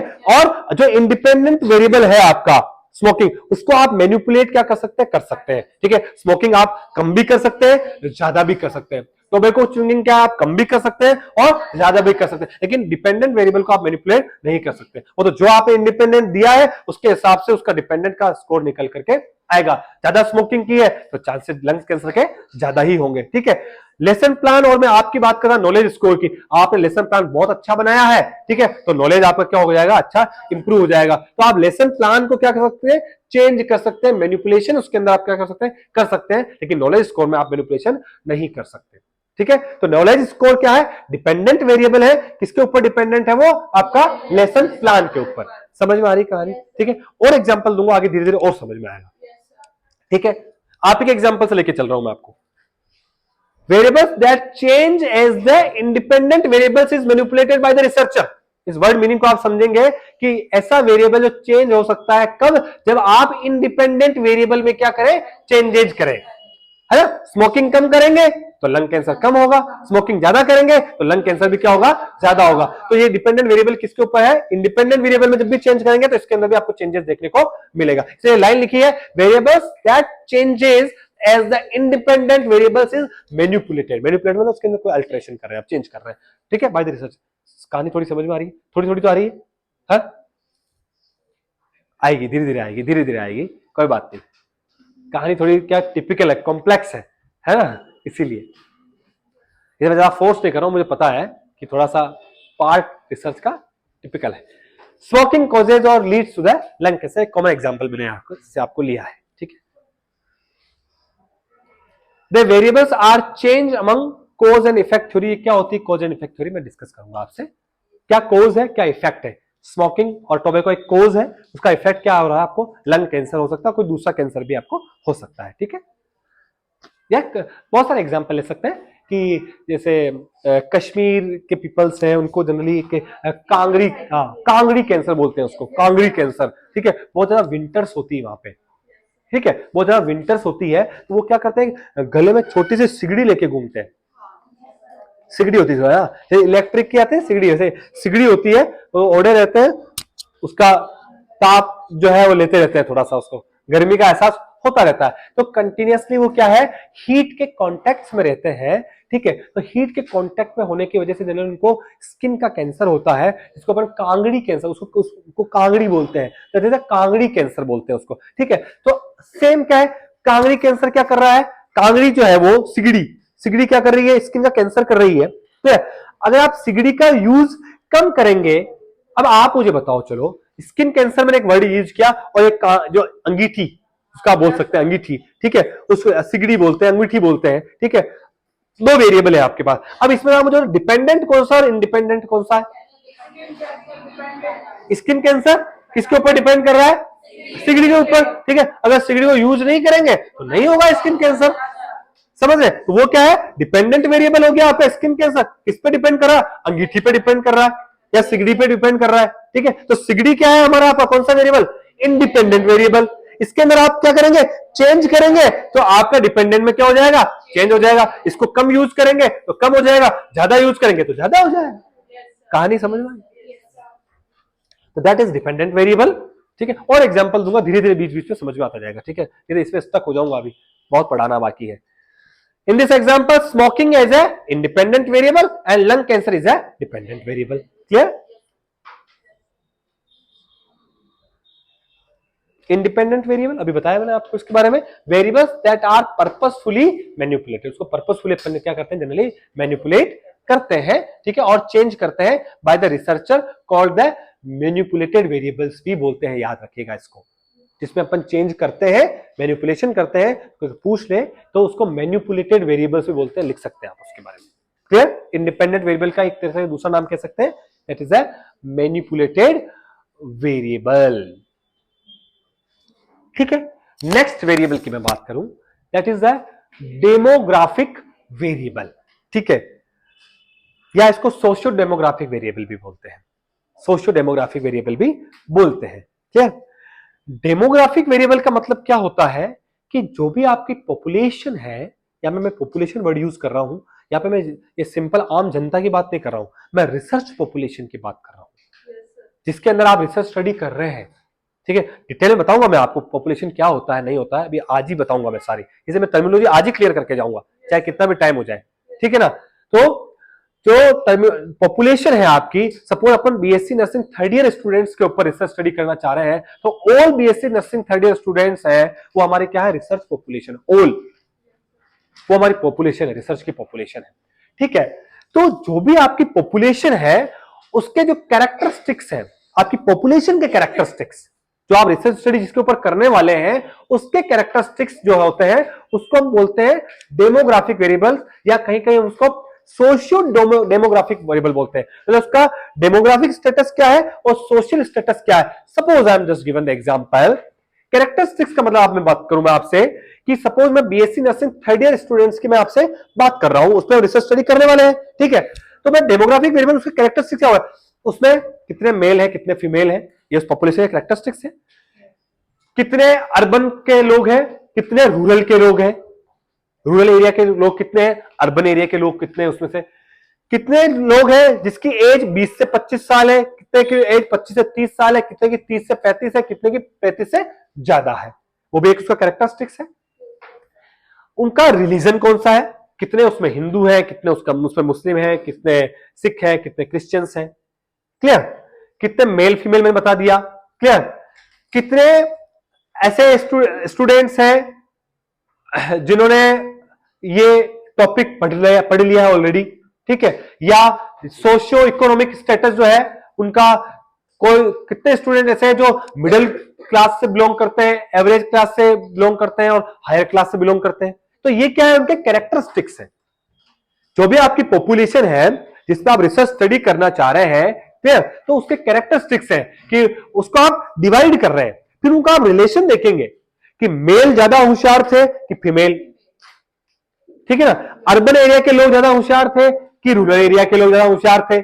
जिसकी एज 25 से 30 साल की थी वो ज्यादा होशियार थे कि 30 से 35 वाले ज्यादा होशियार थे, समझे। वो हम निकालेंगे रिलेशनशिप, इससे पता चलता है कि भाई पॉपुलेशन डीप स्टडी है, ये पॉपुलेशन क्या है, डीप स्टडी जा रहे हैं, तो उसका एक एक वेरिएबल का रिलेशन निकाल रहे हैं नॉलेज से, समझ है। तो हमारी जो पॉपुलेशन है, ठीक है, उसमें मेल फीमेल कितने हैं, एज वाले कितने हैं, प्रोफेशंस वाले कितने हैं, कोई अगर हेल्थ केयर प्रोफेशनल्स की बात करूं तो क्लिनिकल एरिया में काम करने वाले लोग कितने हैं, टीचिंग में काम करने वाले कितने लोग हैं, स्टूडेंट्स कितने हैं, ठीक है, ग्रेजुएट कितने हैं, पोस्ट ग्रेजुएट कितने हैं, ठीक है, जिसे कोविड में काम किया वो लोग कितने हैं, नॉन कोविड में काम किया वो कितने हैं, आईसीयूज में काम किया वो कितने हैं, ओटीज में काम किया कितने हैं, वार्ड में काम किया हुआ कितने लोग हैं, है ना। तो ये सारे क्या है, उस पॉपुलेशन के जिसपे आप रिसर्च स्टडी करना चाह रहे हैं उसके कैरेक्टरिस्टिक्स है, उन्हीं को हम क्या बोलते हैं, डेमोग्राफिक वेरिएबल्स। समझ में आई कहानी। Age, gender, socio economic condition, professional status, ठीक है, रिलीजन, ये सारी चीजें किसके अंदर आ गई, आपकी डेमोग्राफिक। समझ में आया भाई डेमोग्राफिक वेरिएबल क्या चीज होती है, ठीक है। जब क्वेश्चंस आएंगे ना, इसे मैं आज क्वेश्चन नहीं लाया हूं, अब की बार आपको सब क्वेश्चंस पे आऊंगा, आप कितना याद रख पाते हैं उसी दिन समझ में आएगा मुझे, ठीक है ना। क्योंकि अभी तो क्या मैं सोल्व कर रहा हूं तुरंत याद देता है सबको, फटाफट आंसर आता है ना। क्या डेमोग्राफिक वेरिएबल, मैंने डिपेंडेंट वेरिएबल की आपसे बात की थी, समझ में आई कहानी। इंडिपेंडेंट वेरिएबल की आपसे बात की, समझ में आई कहानी, ठीक है। डेमोग्राफिक वेरिएबल की आपसे मैंने बात की, क्या होता है डेमोग्राफिक वेरिएबल, समझ में आया। मैं आप ही टॉपिक से लेते हुए चल रहा हूं जो मैंने लिखवाया है, ठीक है, बहुत इजी टॉपिक लिखवाया मैंने आपको, क्या एग्जाम्पल जैसे एज है, जेंडर है, एजुकेशनल स्टेटस है, ठीक है, प्रोफेशन है, बहुत सारे एग्जाम्पल्स हो सकते हैं, आपके कैरेक्टरिस्टिक्स है, ठीक है। नेक्स्ट जो है एक्सट्रेनियस वेरिएबल, ठीक है। एक्सट्रेनियस वेरिएबल क्या चीज होती है कि एक्सट्रेनियस वेरिएबल का मतलब क्या है, लाइक एक्सटर्नल वर्ड से मैं समझाने की कोशिश करूंगा आपसे, वो क्या है, एक्सटर्नल है। एक तो होता है इंटरनल हमारा पार्ट है, एक एक्सटर्नल जो हमारा पार्ट नहीं है, रिसर्च स्टडी का पार्ट नहीं है। तो ऐसे कुछ फैक्टर्स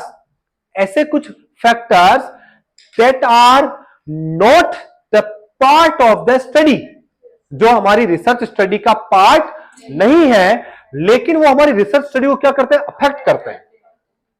ऐसे वेरिएबल जिसको मेजर भी नहीं कर पा रहे, ठीक है, दैट आर नॉट मेजरेबल, ठीक है, वो हमारी रिसर्च स्टडी का पार्ट भी नहीं है लेकिन वो कहीं ना कहीं हमारी रिसर्च स्टडी को क्या करते हैं, अफेक्ट करते हैं, ठीक है।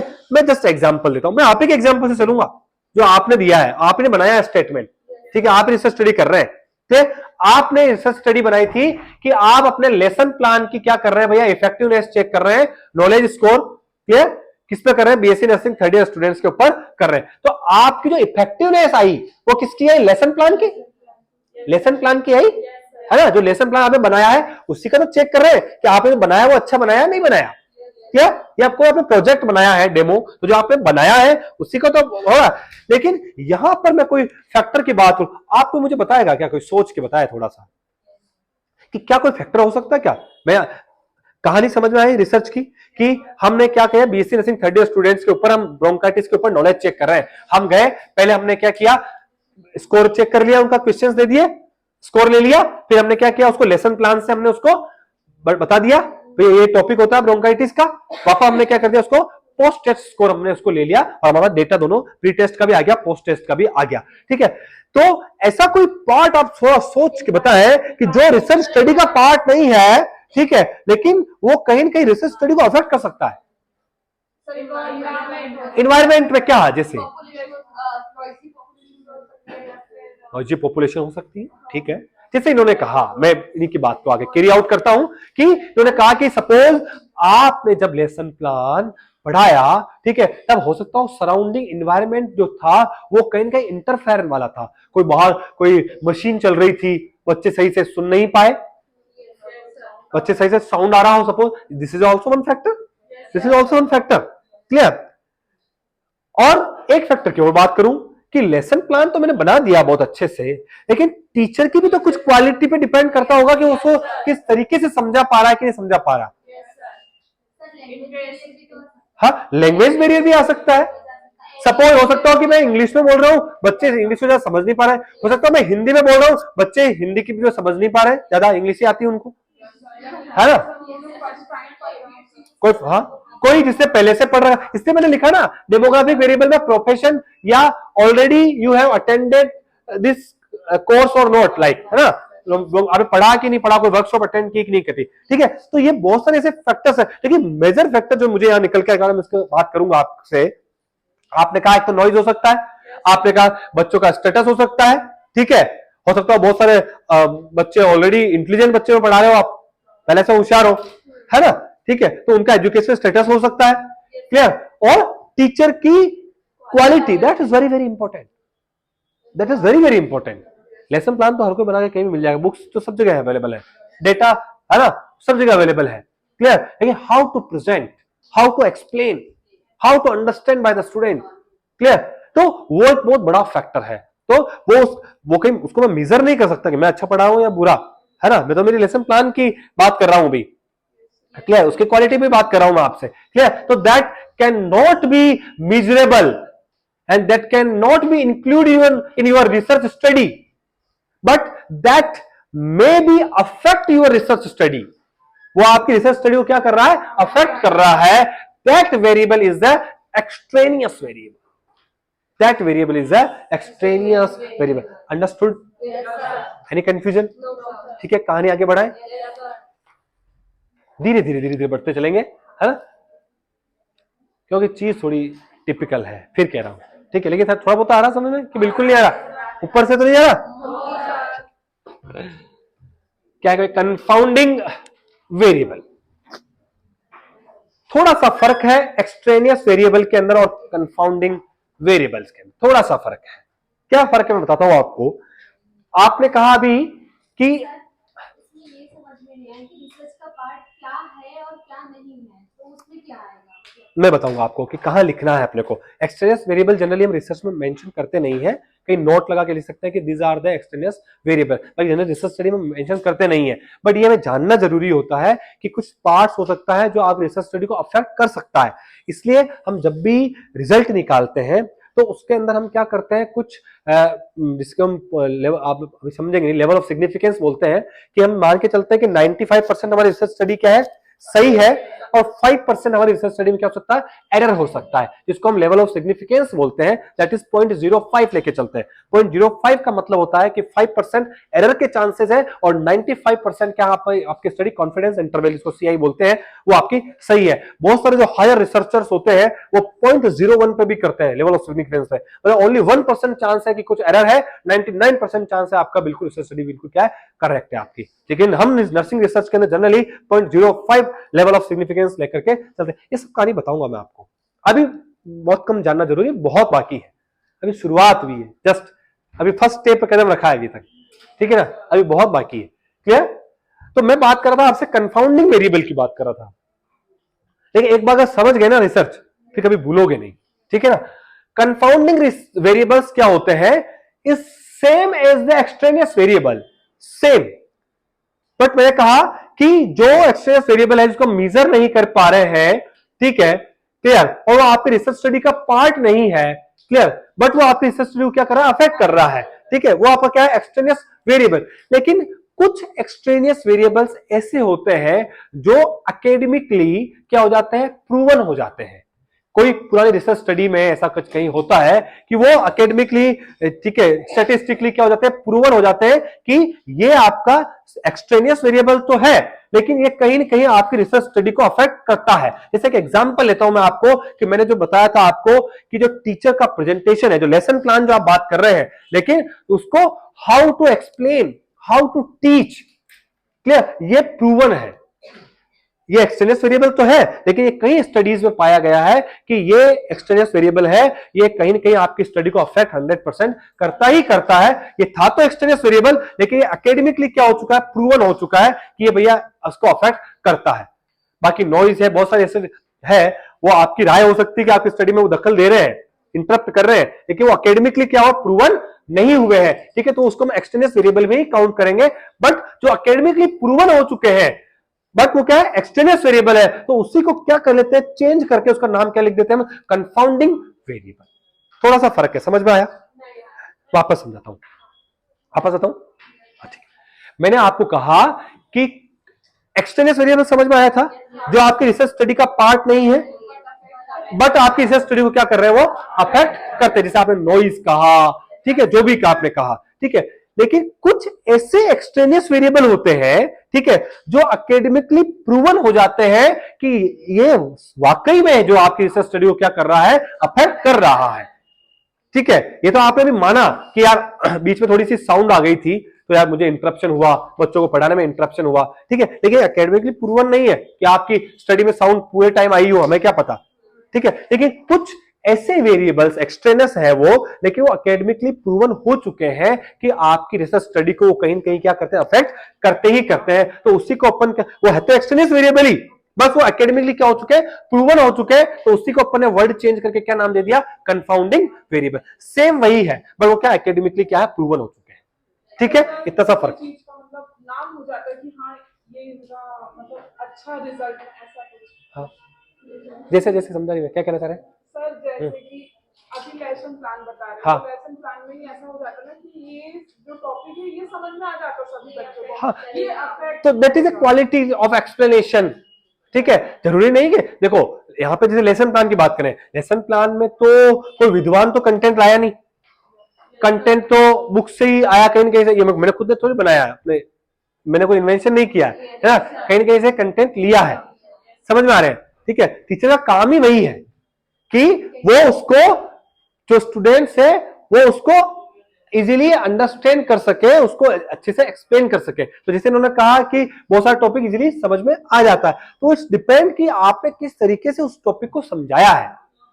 सेम टॉपिक है, सेम कंटेंट है, हो सकता है किसी को समझ में नहीं आया, हो सकता है ना आपको, ठीक है, तो वो तो दिस इज ए फैक्टर। तो मैंने आपको एक एग्जांपल दिया कि जो जो टीचिंग है, ठीक है, ये एक ऐसा फैक्टर है, ठीक है, जो चाहे लेसन प्लान हो, चाहे स्ट्रक्चर टीचिंग प्रोग्राम हो, किसी के अंदर ये जनरली एकेडमिक प्रूवन है कि ये फैक्टर जो होता है कहीं ना कहीं आपकी रिसर्च स्टडी को क्या करता है, अफेक्ट करता है। तो इसको जनरली अपन ने क्या लिख दिया, कंफाउंडिंग वेरिएबल। थोड़ा सा फर्क है एक्सटेनियस और इसमें कि वो एकेडमिकली प्रूवन नहीं होते हैं, ये एकेडमिकली क्या भैया, प्रूवन होते हैं, इतना सा फर्क है, थोड़ा सा क्लियर है। देखेंगे आप, extraneous variables become confounding variable if there is an academic evidence that the extraneous variable has influence on dependent variable। academically वो क्या है, proven है। यहां तक समझ में आ रही है कार्य? मैंने एब्स्ट्रैक्ट की बात की है आपसे, थोड़ा रिकॉल कर पा रहे हैं क्या चीज थी, याद आ रहा है, ठीक है। उसके बाद अपन ने डेटा की बात की थी, जो भी हम कलेक्ट कर रहे थे, चाहे नंबर्स हो, चाहे फिगर्स हो, कुछ भी, या ऑब्जर्व कर रहे थे, दैट इज योर डेटा। फिर मैंने वेरिएबल्स की बात की थी, उसका मतलब क्या था,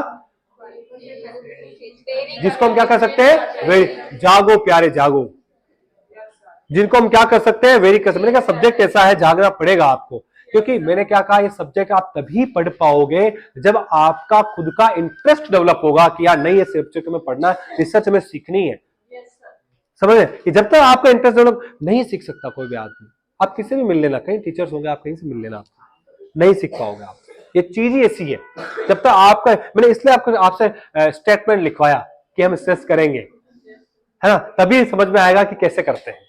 जब आप करेंगे तो आपको समझ में आएगा, तब आप मुझे बहुत सारे सवाल लेकर जाओ अगर करोगे तो। अभी क्या हमारा एग्जाम का टाइम है, इतना डीप नहीं पढ़ेंगे हम, लेकिन यहीं पे सोल्व करेंगे, यहीं पे करेंगे बस साथ साथ, ठीक है। लेकिन आपका जब तक इंटरेस्ट डेवलप नहीं होगा, मैं क्या कोई भी माइकल लाल आपको नहीं सिखा सकता, इतना गारंटी दे रहा हूं मैं आपको, लिख के दे सकता हूं, कोई भी माइकल लाल नहीं सिखा सकता आपको, जब तक आपका अगर इंटरेस्ट डेवलप नहीं होगा।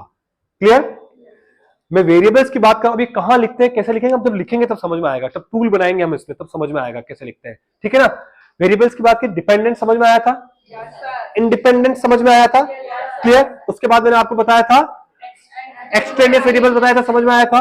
एक्सटेंडेड अगर एकेडमिकली प्रूवन हो जाए तो क्या बोलते हैं उसको, कंफाउंडिंग पीरियड बोलते हैं, समझ में आया था। नेक्स्ट मैं बात कर रहा हूं आपसे कि कंटिन्यूअस वेरिएबल, क्लियर, कंटिन्यूअस है ना, हाँ हाँ। ये लैंडिंग हो जाएगा तो अपलोड हो जाएगा ना, 1 आवर से ज्यादा हो गई, हाँ, तो वो अपलोड कर